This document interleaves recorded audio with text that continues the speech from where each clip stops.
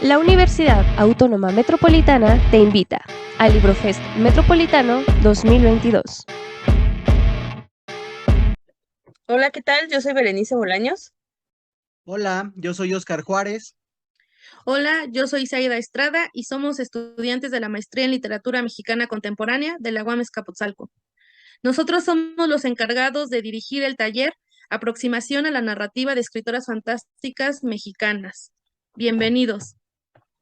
Hola, ¿qué tal? Bienvenidos a la última cápsula del taller Aproximación a la narrativa de escritoras fantásticas mexicanas, que surge como una propuesta para difundir la obra de escritoras que, en mayor medida, dedicaron gran parte de su producción literaria al género de lo fantástico, mostrándonos además personajes conflictuados por el mundo íntimo de la familia a través de elementos significativos dentro del discurso fantástico como lo siniestro, el sueño, el doble y la infancia, entre otras posibilidades.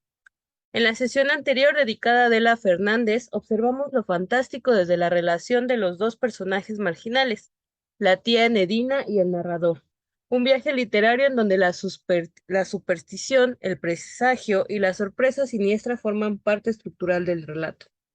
En esta sesión exploraremos la narrativa de Cecilia Udave, donde lo fantástico se desarrolla desde lo íntimo familiar, donde la marginalidad del personaje se observa a través de su locura y el deseo insaciable de pertenecer. Y bueno, si no la conocen, aquí les presento a Cecilia Udave. Es de las autoras elegidas, la única que está viva todavía. Ella radica, es doctora y actualmente está más en la Universidad de Guadalajara. Entonces, si son de por allá o algún día tienen la oportunidad de conocerla, vayan a verla. Esperamos que el cuento los haya motivado a explorar más sobre su narrativa. Y la verdad es que es una escritora que además es muy sencilla. Entonces, si tienen la oportunidad de ir, de verla en una presentación de algún libro o algo así, vayan. Ahora sí, algunos datos. Bueno, como les comentaba, ella pues es de esta generación de escritoras nacidas en los 60, junto con Rosa Beltrán, por ejemplo. Entonces, lo que les digo, ¿no? Es una escritora pues todavía de lo que dentro de lo que la crítica literaria conoce como escritoras jóvenes, ¿no? Es narradora, poeta, ensayista, investigadora, se doctoró en estudios romances en la Universidad Paul Valéry en Francia, fue becaria del LIMBA y del Colegio de México, obtuvo la beca Salvador Novo de Narrativa del 90 al 91, fue también becaria del FOECA en Jalisco en 1997 en el programa de jóvenes creadores, forma parte del Sistema Nacional de Investigadores. Obtuvo el Premio Nacional de Novela Corta Juan García Ponce en la Bienal de Literatura de Yucatán en 2007 por Bestiaria Vida, que es una novela que también se las recomiendo muchísimo. Em, no es tan fácil de conseguir, pero búsquela. Les adjuntamos el dato después, si la consiguen en Mercado Libre. Entonces, y es una muy, muy, muy buena novela, sobre todo porque lo que hace la doctora Eudave es relacionar esta parte de lo fantástico animal, sobre todo de estas criaturas medievales, entonces también un poco relacionado con lo familiar. Entonces, si la pueden conseguir y leerla, es una gran recomendación que les dejo. También fue finalista del primer premio libro Quirico, organizado por los libreros y librerías infantiles de España, quedando el libro Papá Oso entre los 10 mejores libros infantiles publicados en España en el 2010. Coordinó la maestría en estudios de literatura mexicana de la Universidad de Guadalajara del 2008 al 2014 y es profesora investigadora de la misma universidad. Es colaboradora de la columna mensual ¿Qué sabe nadie en la jornada de Aguascalientes desde 2011? Ha tenido pues muchísimas menciones honoríficas, bastantes premios. También fue la escritora invitada de honor por el Ministerio de Deporte, Turismo y Cultura de Corea del Sur en 2014 y en el 2016 se le otorgó la Cátedra América Latina en Toulouse, Francia y en el 2018 la Cátedra Dolores Castro por la Universidad Autónoma de Aguascalientes, México. Bien, Ella lleva publicando pues ya hace bastantes años. Empezó como narradora, tiene varios cuentos, entre ellos Técnicamente Humanos, Invenciones Enfermas, Registro de Imposibles. Este Registro de Imposibles es un libro que también apenas reeditaron, entonces ese lo pueden encontrar en cualquier librería. Em, Ese es más fácil de localizar, a comparación de los demás, ¿no? Los infantiles, por ejemplo, incluso son también más fácil de que los encuentren, entonces los demás aún todavía no, pero bueno, esperemos que en algún momento los reediten. También, bueno, como se podrán imaginar, pues la doctora también hace ensayo, entonces tiene bastantes libros de ensayo, aproximaciones, afinidades, reflexiones y análisis sobre textos culturales contemporáneos del 2004, las batallas desiertas del pensamiento del 68, acercamiento analítico a ciudades desiertas de José Agustín en 2006, sobre lo fantástico mexicano en 2009, y en la novela, bueno, les comentaba ya de Bestiaria Vida y de Aislados en 2015. Estas son algunas de las portadas que ustedes pueden encontrar. Esta primera edición de Bestiaria Vida, por ejemplo, es la que les comento que ya no se consigue tan fácil.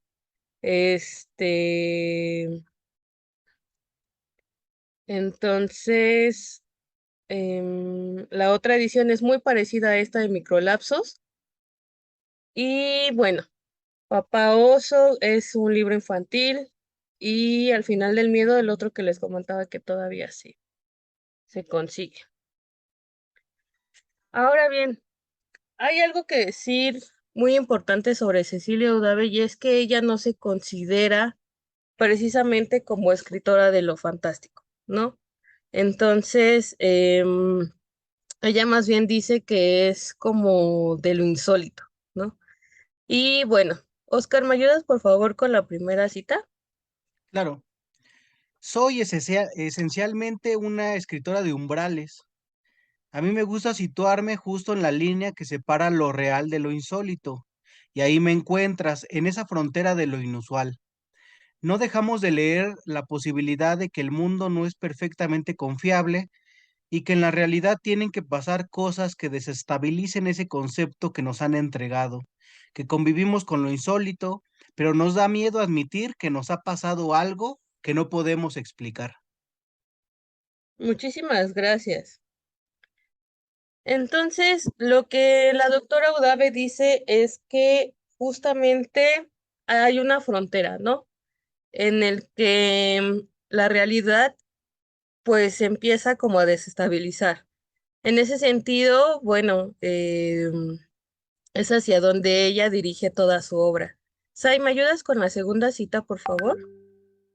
Lo primero que debo aclarar es que no me considero una escritora del realismo mágico, pues se suele confundir. Tampoco puedo decir que soy fantástica, aunque en muchos de mis textos aparece como discurso, no como la argumentación final de todo. Definitivamente, ahora que se habla de lo insólito, estoy de acuerdo en colocar ahí mi obra, y que es un paraguas donde se amparan todos los géneros no miméticos. Me siento a gusto deambulando entre ellos, es decir, el terror, la ciencia ficción, lo extraño, lo maravilloso. Entonces, lo que les comentaba, ¿no? Ella no se siente como parte, como bien de esta tradición fantástica, o al menos no de lo tradicional. Entonces, en ese sentido, ella decide colocar, pues justamente, ¿no?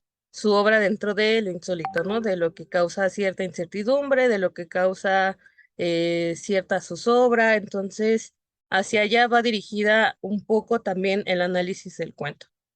Y ahora sí, vámonos con Un buscador familiar, que es del año 2000, eh, de Registro de Imposibles, de esta colección de cuentos, de estos cuentos, em, donde tenemos un narrador en tercera persona que funge como testigo, ¿no? Entonces no tenemos aquí una primera persona, sino que más bien pues es alguien que nos está contando la vida de este personaje que se llama Adolfo, ¿no? ¿Y cuál es el tema? El tema es la historia de un hombre que colecciona a sus familiares. Entonces, ya desde el título, pues a uno le causa cierta curiosidad o cierta incertidumbre, ¿no? Un buscador familiar, ¿no? Sabemos lo que significa buscar, pero un buscador familiar, pues sí hace como un poco de ruido, ¿no? Sobre todo, sobre todo desde la primera línea que comentaré más adelante, ¿no? Entonces, en cuanto al espacio ficcional y a la temporalidad, vamos a tener que es un relato en donde es un tiempo pasado que evoca a la memoria, ¿no? Y dice lo que les comentaba, ¿no? La primera línea, siempre caminó animosamente entre los puestos del baratillo. Entonces, esto ya te habla de una rutina establecida, de algo de un personaje que ya de alguna manera te invita a su cotidianidad, ¿no? Entonces, les comentaba, ¿no? Los personajes. Tenemos a Adolfo, que es el personaje principal, que es de quien habla toda la historia. Los parientes lejanos y cercanos, como pudieron ver en el cuento, esto es muy importante. Em, Sobre todo por esta esta adjetivación de lo lejano y lo cercano, ¿no? Entendemos como parientes lejanos a los que ya tenía, ¿no? O con los que introduce la historia. Ya tiene a los abuelos, a los bisabuelos, a los tíos ricos, a las primas eh, lejanas, o sea, ya tiene del árbol genealógico, ya tiene cubiertos los familiares, ¿no? Ciertos familiares, pero le faltan los cercanos, que vienen siendo los papás, los hermanos, los abuelos paternos, los abuelos maternos. Entonces, en ese sentido, hay que distinguir, ¿no? Cómo se divide este álbum familiar, que además es un álbum familiar que está caracterizado porque tiene las tapas negras, ¿no? Eso también es muy importante y nos va a introducir a este mundo fantástico, insólito, porque no es un álbum que digas, ay, tiene florecitas o tiene colorcitos o ¿no? Es un álbum negro, así tal cual, y lo menciona varias veces, ¿no? El álbum negro familiar. También está el señor del puesto del baratillo, que es al que el cuento da a entender, al que le compró estos parientes lejanos, ¿no? Estas fotografías de los parientes lejanos y los compañeros del trabajo que van a ser importantes para para el clímax del cuento y la familia de la señora de pelo color zanahoria. Fíjense bien, esto es muy importante y espero que lo hayan notado en el cuento. Todos los adjetivos que utiliza Eudave para hacer de lo cotidiano algo insólito, algo fantástico. Bien. Entonces, lo que les comentaba, en el caso de Adolfo, pues ya tenemos una rutina establecida desde hace años, ¿no? Dice, todo un árbol genealógico que iba en aumento, pues todos los domingos, después de su caminata por el baratillo, alguien más se incluía en el álbum. Entonces, estamos hablando, y ustedes también lo debieron de haber notado, que de pronto decía, ay, este bisabuelo no me gustó, entonces lo cambié por este otro que encontré el siguiente domingo que me gustó más, y este es el que elegí y al que ya le inventé otra historia, ¿no? Entonces, em, en este sentido, tenemos ya un árbol que además va, ahora sí que se le van cortando las hojas y se le van agregando ramas o se le agregan ramas y se le quitan hojas y así vamos cada domingo, ¿no? Y dice también el cuento. Ya no podrán decirle nada a aquellos viejos compañeros de escuela, aquellas antiguas figuras que le dijeron que él no tenía a nadie. Esta cita es súper importante y es súper clave en todo el cuento y lo habrán notado porque ese es el motivo principal por el que Adolfo hace este árbol genealógico, ¿no? Colecciona estas fotos para pegarlas en el álbum negro. Estas líneas, esta oración, así cual simple te dice, es un hombre huérfano que todo el tiempo está rememorando el sufrimiento que le causó serlo, ¿no? Cómo se burlaban los compañeros, cómo lo buleaban, cómo lo golpeaban. Y en ese sentido es esta soledad y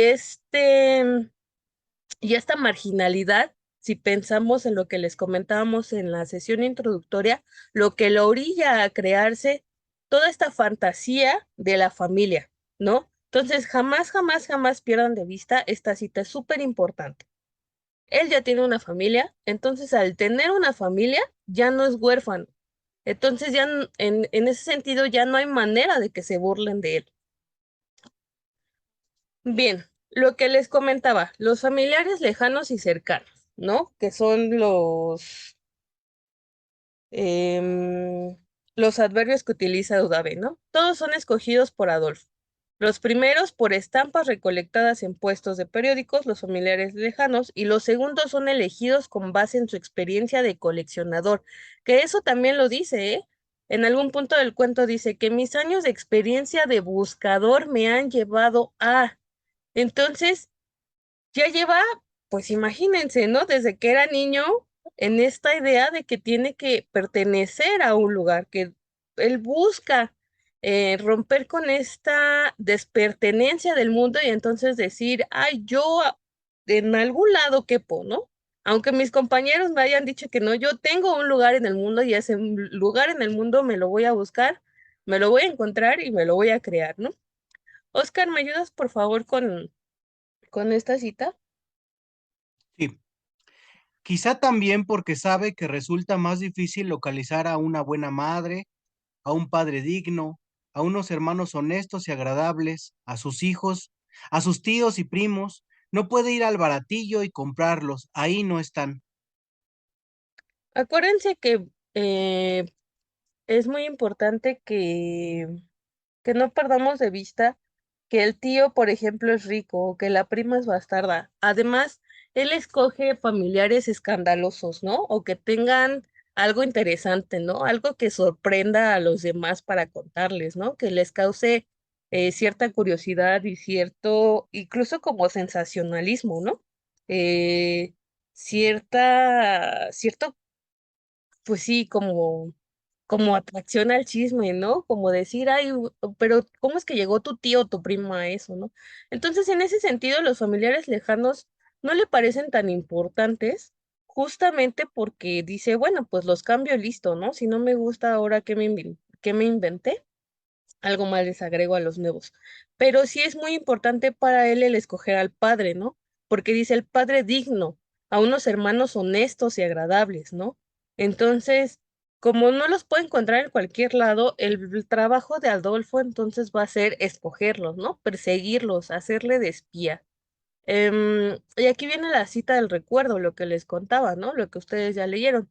Luego venían los golpes y él caía al suelo mientras los desmentía con el rostro pegado a las celosías, sin poderse levantar porque una enorme piel apretaba la mejilla con fuerza y lo confinaba al suelo, ¿no? Entonces, ese momento es crucial en su vida porque a partir de ahí todo va a cambiar. Dentro de los elementos fantásticos que es importante mencionar en este cuento están las manifestaciones corporales. Con manifestaciones corporales me refiero a que todo se hace a través de la mirada de Adolfo y de esta imagen que se crea a través de las fotografías. Entonces, es esta sensación del recuerdo de los golpes en el cuerpo, así como de la mirada, lo que va dirigiendo todo el cuento. Y este rompimiento constante así como la restauración de la verosimilitud, ¿no? Lo que les comentaba también, que algo tan cotidiano como ir al periódico a comprar unas estampas o algo tan cotidiano, tan normal que es tener una familia, se fragmenta al grado en el que él mismo no sabe distinguir entre la realidad y la fantasía o ya en este punto como lo manejaríamos la locura, ¿no? En ese sentido, lo fantástico está en lo cotidiano ordinario, la familia, ir al puesto, ir al parque, ir a trabajar, ir a una fiesta con los amigos y tener familia se convierte entonces en un hecho fantástico, porque es el objetivo de vida de este personaje, ¿no? Entonces, en ese sentido, para él no es normal ser huérfano, ¿no? Para él no es normal no tener un padre digno o una madre que lo ame, una madre que lo bese, unos hermanos con los que juegue. Para él eso no es normal. mientras que para los demás personajes, e incluso como uno como lector, sí lo es. Bien, ¿ahora qué va a pasar? Vamos a pasar a la etapa en la que la elección familiar va a derivar en que la realidad va a competir con la locura. Sai, ¿me ayudas, por favor? Sí, un abogado cincuentón que nunca faltaba a su despacho.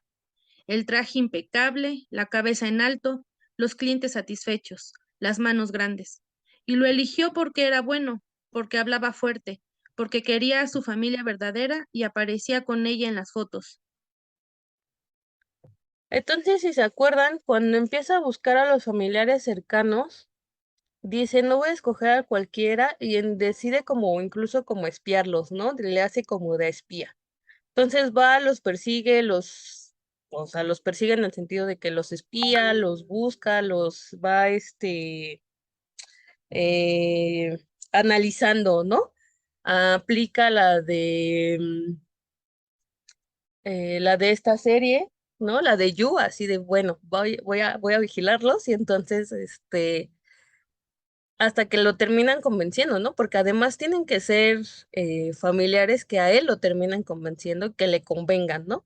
Entonces, al papá es un abogado cincuentón, ¿no? Y que es de alguna manera como el primero, ¿no? El más facilito de encontrar, con el que logra la foto, todo bien, todo perfecto, vámonos con lo que sigue, ¿no? La elección de la mamá, ahí viene una parte interesante, ¿no? Porque no es una mamá perfecta. Oscar, ¿me ayudas, por favor? Claro. Adolfo la encontró en una licorería comprando una botella de ron. Sospechó que su madre andaba con problemas de bebida y eso no le gustó nada, pero le cautivó el color de sus ojos y la forma de sus labios y decidió ayudarla. Lo que les comentaba, ¿no? Además, Adolfo se asume dentro de este juego de elegir a la familia como alguien que tiene que salvarlos a ellos, ¿no? O sea, al mismo tiempo que no pueden ser cualesquiera personas, él tiene que además darles este poder de que son dignos de pertenecer a su familia, ¿no? Y eso es algo que pasa con la madre, ¿no? Dice, bueno, a lo mejor puede tener problemas de alcoholismo, pero no es algo tan grave, ¿no? Fuera grave si a lo mejor se drogara o no se cuidara físicamente o algo así, ¿no? Entonces de pronto sí busca esta perfección familiar, ¿no? No solamente que sea un buen padre o una madre, sino que además sean tan perfectos que no rompa con la realidad de él, de su orfandad. Em, ¿Qué pasó con los abuelos? Ay, ¿me ayudas, por favor? Sí, a sus abuelos paternos los localizó en un cafecito del centro de la ciudad. Adolfo cayó fascinado por la dulzura con la cual cada uno se buscaba las manos para sentir compañía. Definitivamente aquellos ancianos eran sus abuelos. Así pues tomó las fotos de rigor y él, en esta ocasión, no quiso incluirse en la escena. Él los quería de esa manera, solos y solo para él. Entonces, fíjense también esta parte, ¿no? Lo que les digo, los adjetivos son súper importantes. Cayó fascinado por la dulzura de los abuelos, ¿no? Entonces ahí ni siquiera hubo tanto problema o tanto dilema porque em, ya son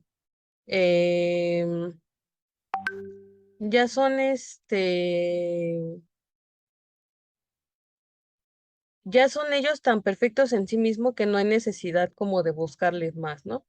Y lo interesante después de este encuentro con los abuelos, ya tiene el papá, ya tiene la mamá, ya tiene a los abuelos, es que esta señora olvida su bolso y ustedes ya lo leyeron, va y la busca y la encuentra en su casa para devolverle el bolso después de haberle vaciado la cartera para ver qué más encontraba, ¿no? Y aquí es donde empieza a causar cierta incertidumbre todo, ¿no? O sea, se empieza a confirmar este delirio que tiene Adolfo, ¿no? Porque se entera que el abuelo falleció hace 2 años, pero él lo sufre como si de verdad lo hubiera perdido. Oscar, ¿me ayudas, por favor? Cuando escuchó, cuando escuchó esto no pudo contener unas lágrimas que cayeron sin remedio por su cara. La sirvienta, con mucha consternación, no supo qué hacer y simplemente lo echó de la casa. Adolfo, sin poder contener el llanto por la muerte del abuelo, caminó sin rumbo durante más de 2 horas. Después fue a casa. Al día siguiente avisó al trabajo que estaba de duelo. Entonces, fíjense, justamente en esta cotidianidad de la irrealidad que ya se creó, él mismo, a pesar de que no era su abuelo y que nunca lo conoció, pues ya va a dar ¿no? Pide incluso este día de más dentro del duelo. Entonces, él lo vive, él llora, desconcierta, ¿no? Él lo sufre, dice, no, ¿cómo no puede conocer a mi abuelo, no? Entonces, en ese momento, hasta uno como lector siente hasta cierta confusión, ¿no? Porque dice, no es que de verdad cree que, que su familia, ¿no? Se sentía parte de esa familia. Y bueno, bien, entonces, ya la parte final del cuento, como ustedes observaron, es súper importante la escena donde él, ya pasado el duelo, va a la fiesta con sus amigos y le hacen esta pregunta clave, ¿no? ¿Qué es lo que va a desatar y va a empezar a romper esta realidad de buscador familiar, ¿no? Adolfo, qué bonita es tu mamá. ¿Tienes alguna de cuando era joven? Entonces, este cuento en el que él mismo comparte y adjetiva y magnifica y pone muchísimas maravillas sobre su familia, que además justamente no es disfuncional y todos se llevan súper bien y todos son súper compadres, que además, pues, es algo muy extraño, ¿no? Lo extraño sería tener una familia tan perfecta. Entonces, fíjense cómo Dave juega mucho con esto, ¿no? Esta pregunta es lo que rompe todo, ¿no? Entró en un sofoco mental terrible. No tenía fotos de su madre cuando era joven, ni de su padre, ni de los abuelos, y debía tenerlas. Abandonó la fiesta con el corazón estrecho y la respiración sofocada. En ese sentido, pues a él le entra como ya todo el ruido, ¿no? Porque además jamás había pensado como en eso, ¿no? No había contemplado em, la posibilidad de que alguien le preguntara justamente toda la historia en fotografías de su familia. Entonces, el clímax se da justamente después de esta pregunta en el asalto a la casa que deriva en el asesinato, ¿no? Sai, ¿me ayudas por favor con la primera cita del lado izquierdo? Sí, Adolfo intentó quitarle la pistola y forcejearon un poco. Después se oyó un disparo sordo que encontró refugio en el cuerpo del adolescente. No podía creerlo. Había matado a su hermano, porque en ese momento aceptó esa fraternidad, mientras la sangre corría por sus manos y manchaba las fotografías que desfallecían en el piso. Muchísimas gracias. Entonces, fíjense bien. em, Esto es un mero accidente, ¿no? Una mera confusión, porque incluso ni siquiera es como algo intencional, ¿no? No es algo que dijeras, lo hizo a propósito, ¿no? Él está tan clavado y tan metido en su mundo de realidad, de su realidad, en el que su familia tiene que completarse con el álbum familiar de otras personas que en este forcejeo, en esta lucha de la gente a la que invadió, que obviamente eso es natural, eh, pues termina en esto, ¿no? En la muerte de un inocente. Entonces, y que finalmente él no puede dar una explicación, ¿no? O al menos no una explicación lógica del mundo real, del otro mundo real, ¿no? Porque acuérdense, estamos aquí luchando, ¿no? Dos realidades distintas. La realidad de Adolfo y la realidad de los que no son Adolfo, ¿no? De los que están afuera de él, alrededor de él. Oscar, ¿me ayudas con la última cita, por favor? Sí, por fin fue condenado a prisión perpetua, sin entender bien por qué su padre, abogado de oficio, no se presentó a defenderlo, por qué su madre lo desconoció como hijo y lo condenó al encierro, por qué sus abuelos no van a visitarlo, por qué la abuela del pelo color zanahoria no movió sus influencias para atenuar su condena, y sobre todo no entendió por qué la familia es tan cruel aun cuando se imagina. Muchas gracias. Entonces, fíjense, una vez más apelo a los adjetivos, ¿no? ¿por qué la familia es tan cruel aun cuando se imagina, ¿no? Su familia al abandonarlo fue cruel y al elegirla también fue cruel, ¿no? O sea, él de todos modos confirma la crueldad del mundo real en ese sentido, ¿no? Porque dice, bueno, finalmente nadie vino a verme igual que cuando era niño, ¿no? Nadie vino a rescatarme igual que cuando era niño, ¿no? Nadie vino a visitarme igual que cuando era niño, ¿no? Entonces, esta orfandad o este sentirse huérfano nunca es un sentimiento con el que vive siempre, ¿no? Y en ese sentido, él no logra entender cómo es que tanto la realidad, ahora sí que la realidad real y la realidad inventada, este, no son como él quiere o como él desea o como él anhela, ¿no?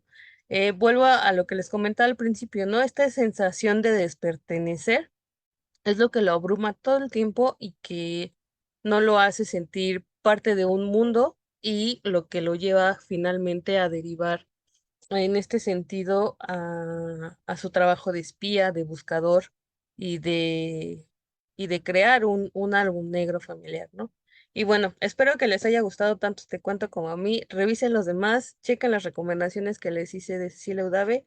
No tiene mucho, de verdad, su libro más reciente es una novela que se llama El verano de la serpiente. Ha estado haciendo últimamente también varias presentaciones, entonces si un día la pueden encontrar, la pueden escuchar, la pueden seguir leyendo. Es una escritora viva, ¿no? Vigente y que además yo creo que eh, merece igual que las demás escritoras que vimos en estas cápsulas, que le echen un ojito. Y bueno, por mi parte sería todo. Muchísimas gracias. Muchas gracias, Berenice, por la presentación de esta escritora. Como bien mencionas, una de las grandes ventajas de tener a Cecilia Udave viva es poder dialogar incluso con ella a través de las redes sociales. Los invitamos a seguir leyendo la obra.